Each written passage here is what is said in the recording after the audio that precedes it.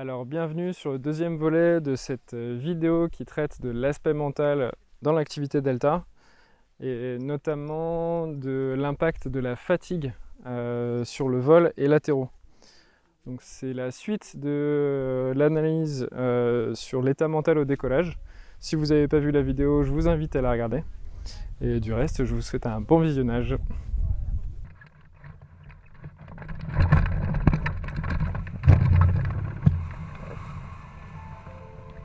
Je pense avoir fait un beau déco. Je prends une belle ressource en sortie, mais tout de suite après une dégueulante. Donc je file sur la pointe avant de la Puncho. J'ai vraiment pas de chance, il n'y a aucun parapente qui peut m'indiquer la masse d'air.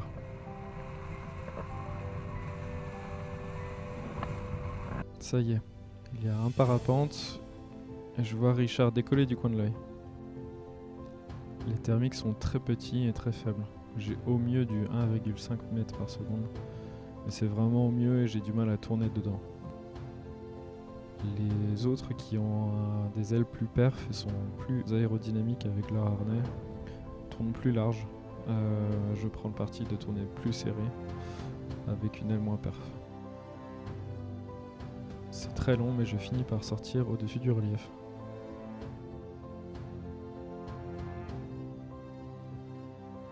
Je vois les copains qui sont très très bas. Ils ont tenté d'aller vers la ville mais ils se font descendre rapidement. Cette dégueulante qui les a fait descendre, j'ai pas envie de me la prendre. Je décide donc de rejoindre un vautour qui est à l'avant de la Puncho. Au bout de quelques instants, je le rejoins. Nos regards s'échangent. Il est très proche. On peut voir son ombre au sol. Ma visière, je l'avais complètement oubliée, mais c'était un des tests de ce vol. Je ne réussis pas vraiment à accrocher sur la Puncho. Je retourne donc dans la masse d'air qui m'a permis de tenir jusqu'alors. Voici un petit récapitulatif de ce début de vol.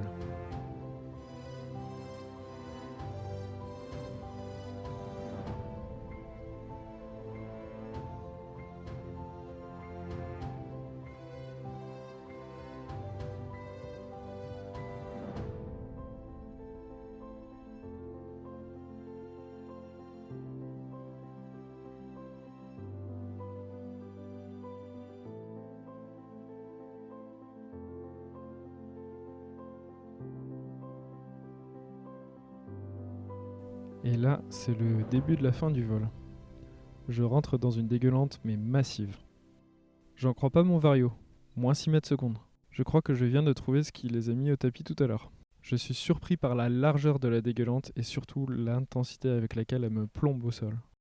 Pure spéculation, je soupçonne une bulle qui a dû partir au sud de latéraux. Je profite de mon approche pour vérifier cette hypothèse.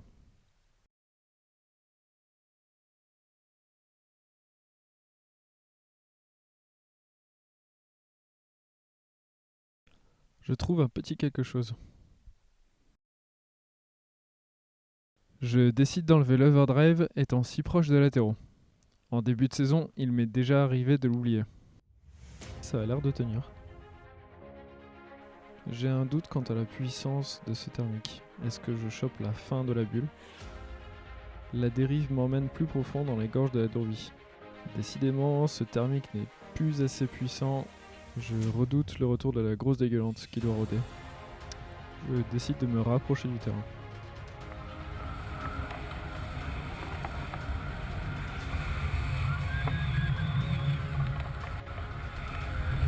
Et c'est l'heure de latéraux. Dernier virage de ma PTS, je me concentre. Je vais être un poil long et je crois déceler la présence d'un gradient fort. Je sors le drag chute un peu tard, juste avant mon étape de base.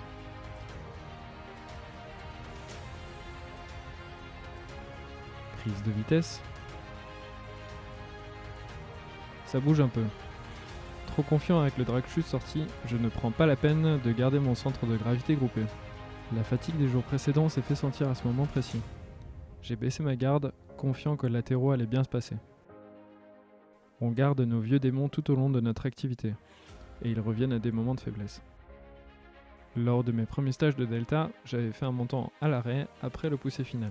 Une bulle passait par là. Le vol n'est jamais fini tant que l'aile n'est pas attachée sur le camion.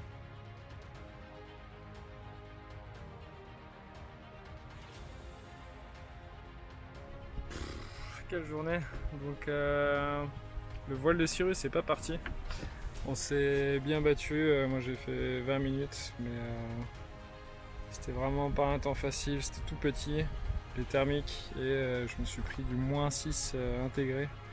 J'ai perdu 400 mètres en l'espace de 20 secondes quoi. Donc ouais, c'était game over. Là les parapentes sont pas beaucoup mieux, hein, il y en a quelques-uns qui sont sortis, mais c'est tout. Un autre jour peut-être, meilleure météo. Mais c'était pas aujourd'hui.